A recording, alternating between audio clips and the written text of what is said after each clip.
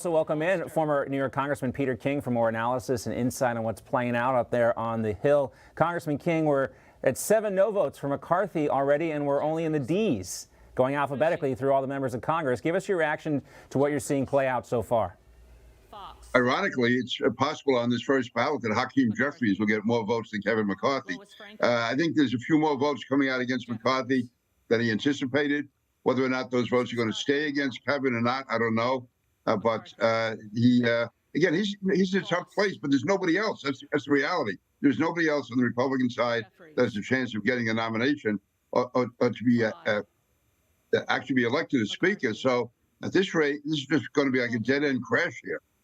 So, Congressman, if that's the case, and obviously we've heard also this morning from Lauren Boebert, from Matt Gaetz, very vocal against McCarthy, saying they need to change the leadership. But at the end of the day, I mean, where do you see this as far as, they need a majority if they're going to stop the voting here.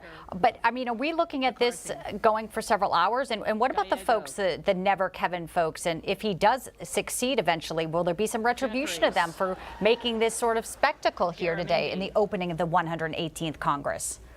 Well, probably, later on there'll be some kind of retribution, but there'll be so many other important struggles coming up in the meantime. Hopefully this can be put aside. But, again, we keep hearing who's against Kevin McCarthy, but over 90% of the Republicans are for him. And that's what I mean. It's wrong to allow this small group to be determining, to be the tail wagging the dog here. That just doesn't add up. So, again, I would hope that these people have made their points on the first ballot, and then they'll come around and find some reason to endorse Kevin McCarthy, and we get this behind us. Because every day there's not a speaker, that's the day we can't have committees formed, we can't begin investigations, we look like the gang that can't shoot straight. While the Democrats are all lined up behind Hakeem Jeffries, we're going in different directions. Well, it gives the appearance of going in different directions, but 90 and 95% are actually voting for Kevin McCarthy. And that's the question. You mentioned this before. What is the end game here? We got guys like Congressman Ralph Norman, who said he's not going to vote for McCarthy on the first ballot, but would on the second ballot. What do these holdouts hope to accomplish by doing this? As you mentioned, Congressman, every day, every minute they prolong this, you can't seat the committees. You can't do the things that the Republican-controlled House should be doing.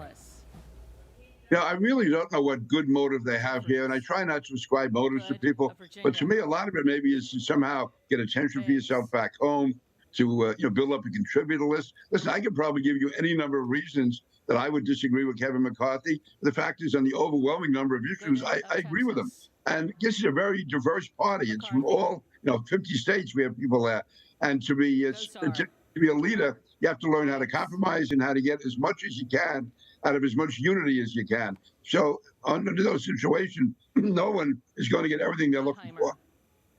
Right. And I think as Americans, they're watching this historic day, the opening, and we've been talking so much about the GOP-controlled House, and the investigations, and what's Comer going to do, what's Jordan going to do, and then we're kind of come to this standstill here where we're watching this vote process play out here, Congressman King. What do you think is going through Kevin McCarthy's mind? He's obviously been trying to make concessions here, reach across to those, unsuccessfully with some people, I guess. It's just talking to a wall. Yeah, it must be very frustrating for Kevin. Listen, Kevin has done all of the tough work over the years. He's been campaigning all over the country. And when he became the Speaker, we were down by 20 or 30 votes. Now we're in the majority. In the last 4 years, he's brought us from the minority to the majority. And again, you can pinpoint, this went wrong, that went wrong, whatever. But the fact is, on the overwhelming number of issues and on the overwhelming results, that we became the majority party under Kevin McCarthy's leadership. He's the one who's best qualified to get the job done, to unify the party as much as it can be unified, to deal with the Democrats, to deal with the president, and to try and get a job done for the American people. Again, if you want to find, you can disagree with anyone. You can find some reason to vote no on almost anyone. But the idea of it being a governing party is to get as much unity and as much universality as possible. And right now, these 10, 12, 13, whatever it is, are really giving a very bad face to the Republican Party. I would say the happiest person in the room right now on the House floor is Hakeem Jeffries. Of course. Yeah, he's trying to hide that grin he had on his face. Yeah. Go ahead, Bianca. Sorry. McCarthy does not have enough votes for Speaker in this first round, so that is official there. So for the first time in 100 years, the Speaker's vote is going to go to a second ballot. You can kind of, let's listen because you can kind of hear the that kind of weirdness in the room. Yeah. As it goes. But Congressman King, just your reaction to that real quickly. At this stage of the game, McCarthy will not have enough votes to become the speaker in the first round. Did you really think this was going to get to this point? Jeffries. I guess as of last night or this morning, I did. But if you would ask me a week or so ago, I'd say no. That listen, they've always in the past with John Boehner, with Nancy Pelosi, with Paul Ryan. There were always some people say they weren't going to vote, they weren't going to, allow it to go to a majority. But in fact, in the end, they always, did whatever they had to do. They realized for the greater good. And there's a reason why, for over 100 years, 150 years, this only happened once before. Is because not only are we bound by rules, but we should be bound by tradition. And the tradition is that the majority party unite behind the speaker, not just for the good of the Republican Party, but the good of the country. Everyone's going to suffer if there's no speaker. This is a constitutional office. There's the president, the vice president, and the speaker of the House. They are the constitutional officers, and we are denying that process for some selfish reason for a handful of people. It's really wrong. And I would say the same even if I was opposed to Kevin McCarthy. And once you have that vote within the party conference, you should abide by the majority unless there's some overriding moral or policy issue, which we don't have here. Yeah, it doesn't seem that way. I mean, earlier Matt Gaetz compared Kevin McCarthy to Speaker Pelosi, but we can say this for Speaker Pelosi: she was able to avoid the same kind of problem. What did she do that Kevin McCarthy didn't do that she was able to keep her caucus in line? Is this just kind of the individualistic nature of Republicans? I mean, what is different from Republicans and Democrats here, and why this is happening?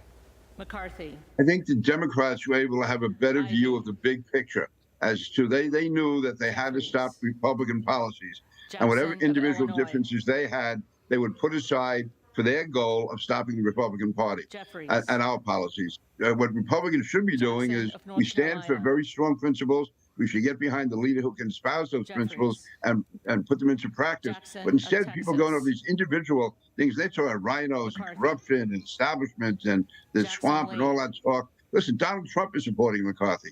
I mean, the list of top conservative, Newt Gingrich, all these. This is not the swamp we're talking about. We're talking about conservative Republicans who have been elected to office who support Kevin McCarthy. And some of these people who are against him have never achieved anything in the House. They really have no reputations at all. And yet they're getting their 10 minutes of fame or 60 seconds of fame right now. Putting up some of the names here, Congressman King, of the folks who have said they'd be against McCarthy. And, if it is personal, if it is petty, that's one thing. And but this is, again, the overall picture here, as you just, articulated, is that this is the leadership and there is no work being done while this is hung up here.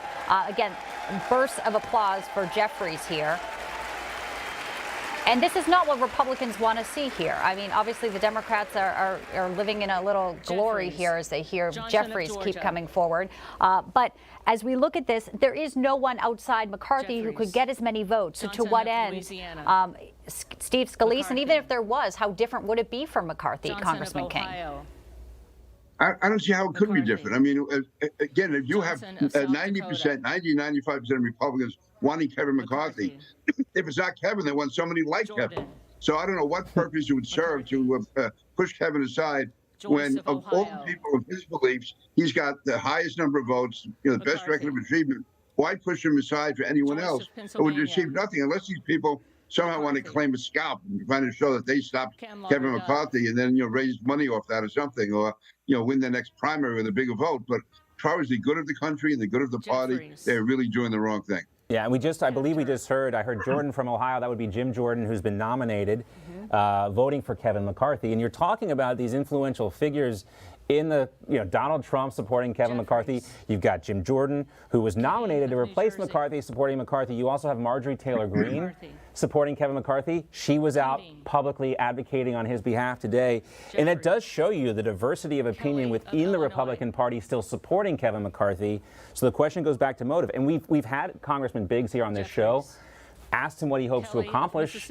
The answer is not very clear, Congressman King, what exactly they want. What is their end game, if not McCarthy? I mean, they want it to look different. Matt Gaetz today said that he didn't want to repeat the Benghazi oversight hearing where he thought it was just kabuki theater.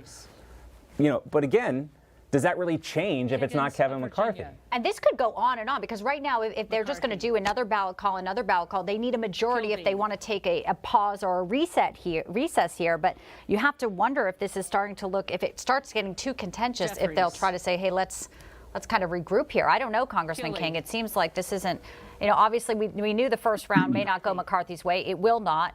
But any idea, or what are your thoughts and your feelings as someone who's been here before? Kim of California. Well, I have 28 years of experience in Congress and almost 50 years overall in politics. McCarthy. And I really have nothing to offer Kim, because New Jersey. unless I was there in 1923, this is something that's never been, it's been done once in the last 150 years.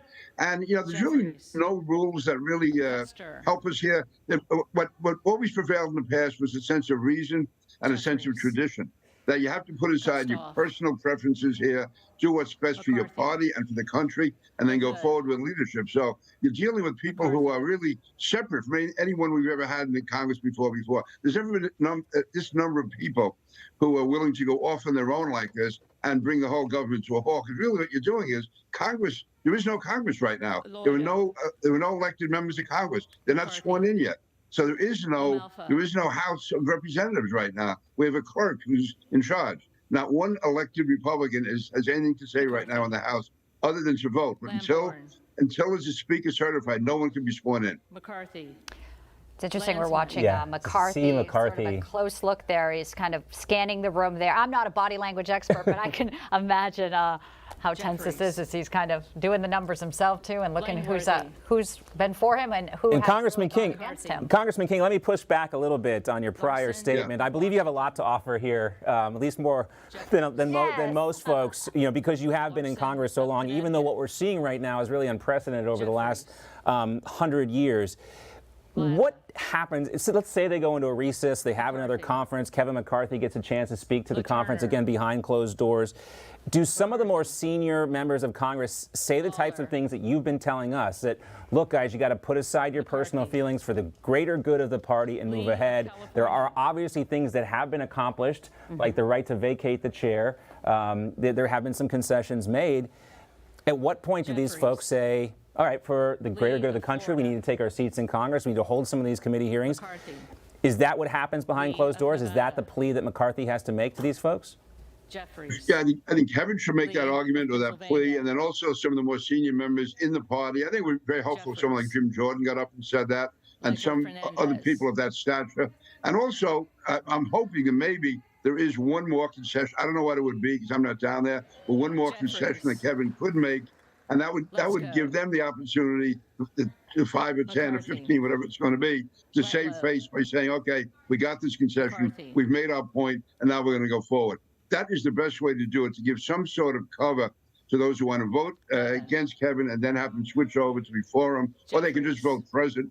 And if they vote present, it's not a negative vote, because he only has to get 218, or a majority of those that are actually voting, and a present vote does not count as a vote.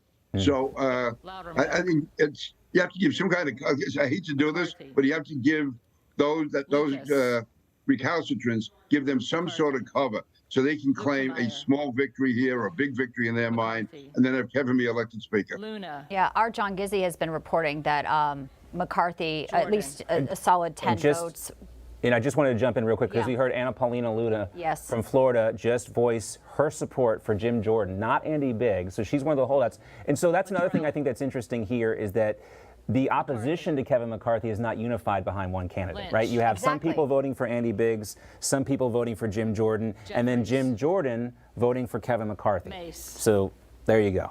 Sorry to interrupt. No, not at all. It's important, and we're watching this in real time. So again, it is a historic day. We're watching the votes here, but as you know, like you just articulated, John, if there is no second candidate, like what is the purpose in all of this? And there was some, reporting that perhaps they would get their votes in the first ballot against McCarthy. So their voice is heard here, but in the second round, perhaps, if you get one of those 5 who said they were never Kevin to turn around, that he could possibly in a second round win the speakership. Yeah, and then I suppose, Kevin McCarthy pretty well, Congressman King. He's never been known to be vindictive. He's kind of gotten to this point by building those relationships with a diverse coalition of Republicans.